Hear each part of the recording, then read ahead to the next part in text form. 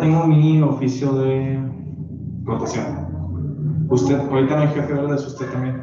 No, los de rotación los firmo yo todos. Ah, desde siempre. Ok, perfecto. Ahí tengo las copias. ¿Va a estar ocupada en 5 minutos? No, que me la... Sí, se las ve. Sí. ¿Se ve la presentación? Sí, doctora. Gracias. Perdón. Bueno, vamos a empezar con la presentación. Es cáncer de testículo y prostático. Les había comentado que esto no viene en el programa, pero yo creo que es importante que sí lo veamos.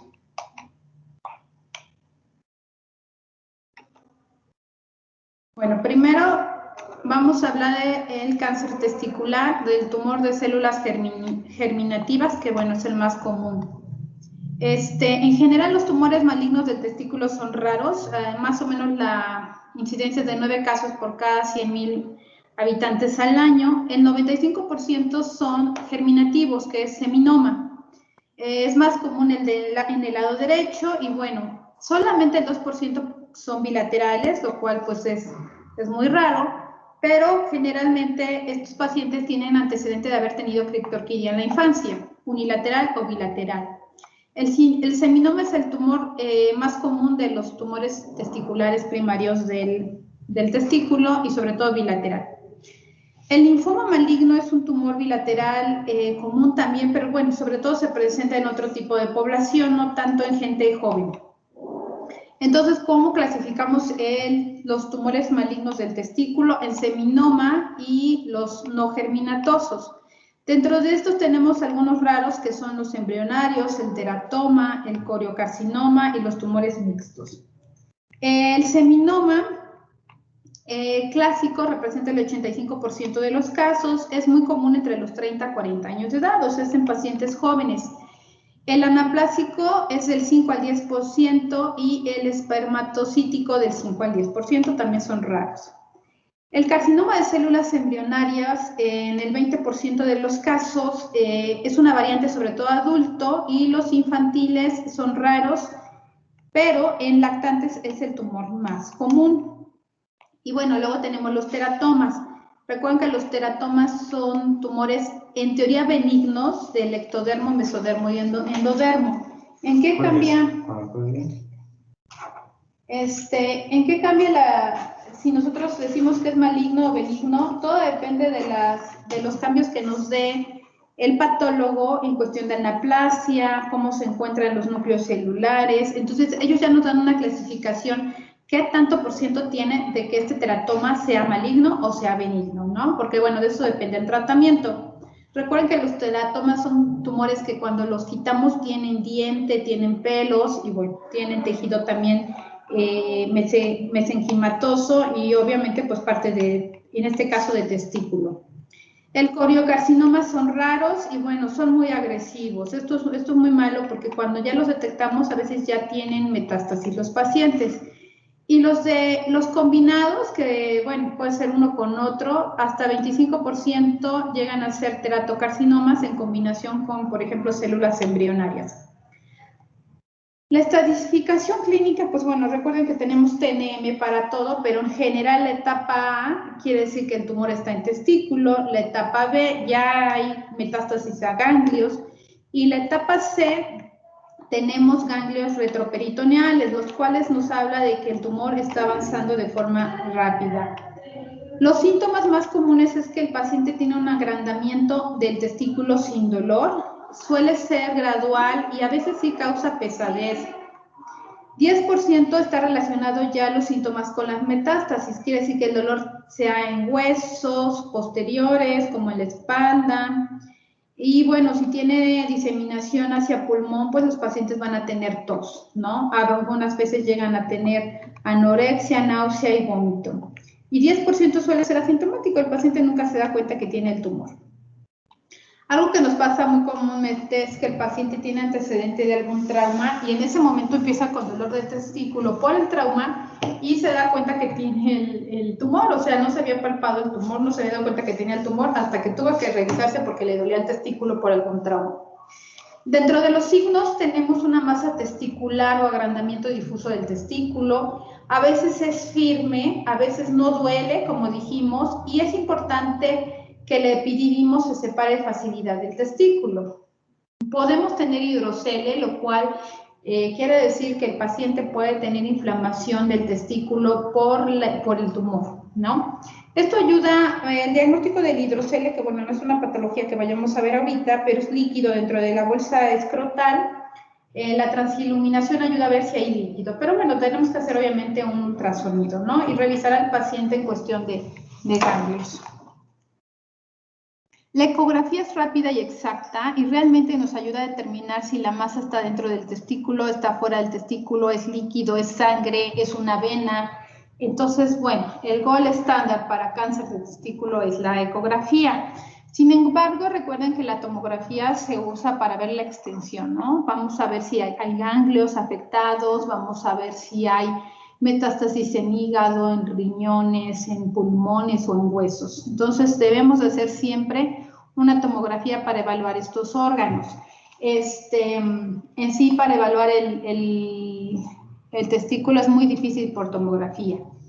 Ahora, recuerden, podemos tener aumento de los ganglios a nivel de retroperitoneo, a nivel de pelvis, y no sabemos si tenga cáncer, puede ser una reacción inflamatoria. Entonces, hasta que tomamos biopsia de los ganglios con cáncer, pues ya tenemos una estratificación completa. El tratamiento del seminoma generalmente pues lo dividen en etapa baja y en etapa alta. La etapa baja son los que únicamente se encuentran en etapas confinadas al testículo sin metástasis y generalmente se curan mediante la orquiectomía radical, que es quitar todo el testículo, y algunas veces sí se les tiene que hacer vaciamiento linfático de los ganglios de retroperitoneo. El seminoma de etapa alta, que ya está avanzado, pues hay que darle primero quimioterapia, ver si los ganglios y el tamaño del tumor disminuye, las metástasis desaparecen y después de eso hacer cirugía. No tiene caso someter al paciente a cirugía si sigue con metástasis.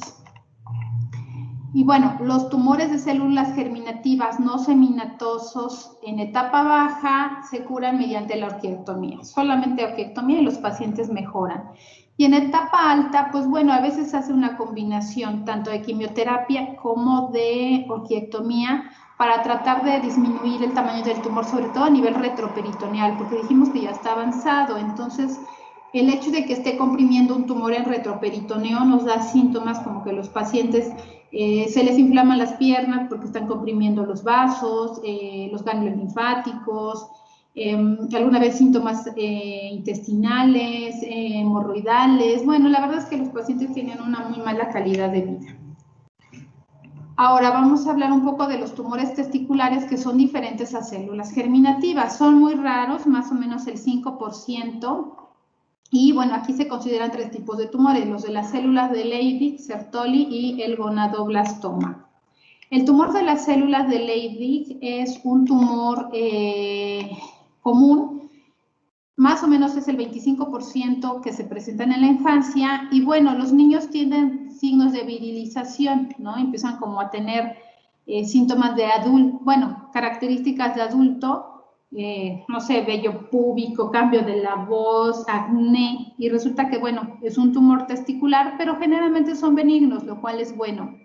Y bueno, los adultos son asintomáticos y la orquiectomía radical es el tratamiento de inicio. Ahora, ¿qué pasa con los niños, no? Sí, ¿qué va a pasar con ellos? Pues después tienen que tener inyecciones de testosterona para, sobre todo, alcanzar el tamaño adecuado en cuestión de talla, ¿no? Y desarrollo sexual. Bueno, eso ya lo vería un endocrinólogo. Los tumores de células de Sertoli son raros, integran más o menos el 1% de todos los tumores testiculares. ¿Qué datos clínicos vamos a tener? Una masa testicular es, pues como todos los demás tumores que hemos visto, lo más común. También hay virilización en los niños y el tratamiento es la orquiectomía radical y también generalmente tienen buen pronóstico.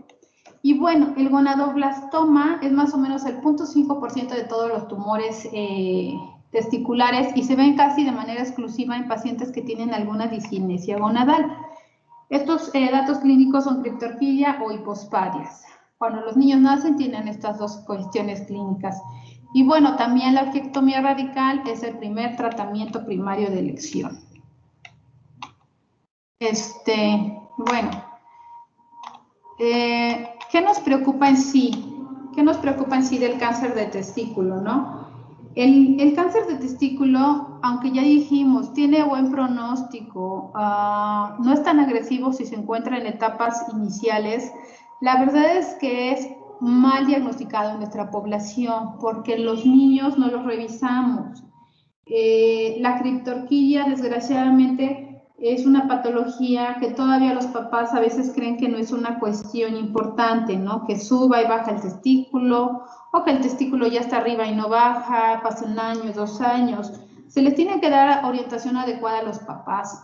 Después de los 2 años de edad, un niño con criptorquidia o con un testículo retráctil va a tener un alto porcentaje de presentar cáncer testicular cuando el niño sea adolescente o llega a los 20, 30 años. Entonces, esto es por el cambio de temperatura, que el testículo no debe de estar en calor abdominal, tiene que estar en contacto con el escroto, que es una zona en teoría más fría. Entonces, no se les da la orientación adecuada a los papás, los pediatras, rara vez se les pasa este diagnóstico, pero recordemos que nuestra población, muchos no van al pediatra, no llevan a los niños al pediatra, los llevan al médico general, los llevan a las farmacias.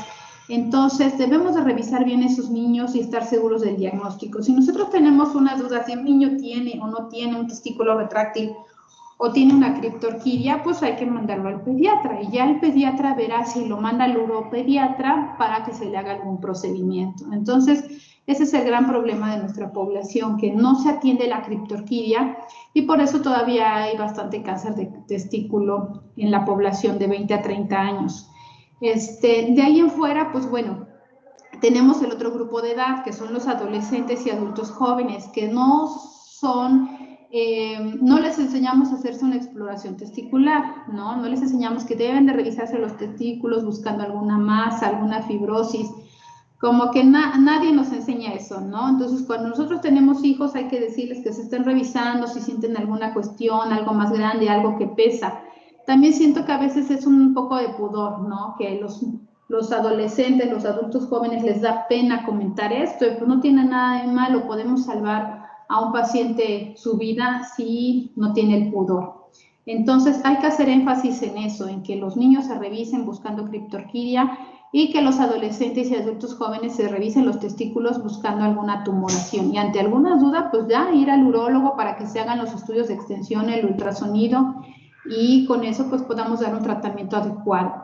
Ahora, la calidad de vida de un paciente posoperado de una orquiectomía puede ser buena. Ya existen unas prótesis, digo, en un adulto que pues tendría como un poquito de trauma, tal vez, ¿no? De disminución de la calidad de vida porque no tiene el testículo. Ahora existen prótesis que se ponen como unas canicas grandes, las fijan los urólogos y nadie se va a dar cuenta que no tiene el testículo, ¿no?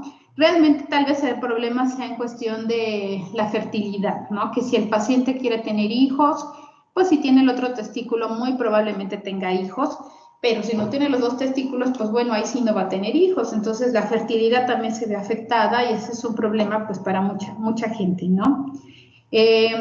Hay que enfocarnos en eso, en buscar niños que tengan criptorquidia, en pacientes jóvenes que se estén revisando. Ya vimos, no es una patología de viejitos, de adultos muy grandes de edad, no más de los 60 años, es patología de jóvenes y afortunadamente el tratamiento es adecuadamente, si es adecuado, el paciente tendrá buena calidad de vida y va a vivir, que es lo importante. Yo tuve un compañero en la Facultad de Medicina que siendo estudiante de medicina no se dio cuenta que tenía un tumor testicular y cuando llegamos al internado falleció. Entonces, pues eso siempre me acuerdo de eso porque digo, bueno, siendo estudiantes de medicina uno tiene un poquito más de idea y deben de revisarse, ¿no? Y así como deben de revisarse los hombres, pues hay que revisar a los pacientes. Ya lo habíamos dicho, las mujeres tenemos un poquito de problema para revisar hombres porque, bueno, se presta el acoso y bueno, también pasa que hay pacientes abusivos, ¿no? Que solamente quieren molestar a las doctoras. Me ha tocado ver muchos casos. Entonces, si nosotras como doctoras tenemos que revisarlo, pues mejor lo mandamos con un compañero hombre o lo podemos mandar directamente ya al urólogo, ¿no? Ya el urólogo lo revisará. Porque también es meterse en cuestiones a veces difíciles. Cuando están solitas en el pueblo, no, o sea, es difícil, ¿no? Es difícil que alguien a veces las apoye para revisarlos y pues no lo vamos a revisar a veces. Entonces, bueno, son cuestiones que ya no van a venir en el examen, pero que creo que sí son importantes que las sepan. Ya tengo sus calificaciones, ya las voy a subir en Teams en la tarde, ya tengo todas. Nadie se va a ir a ordinario y tengo el segundo examen parcial, pero ya el lunes o martes subo las calificaciones finales, que recuerden que hicieron una tarea y aparte la asistencia. No sé si alguien tenga duda. ¿No? Perfecto. Entonces, más tarde ya les mando su calificación del segundo examen.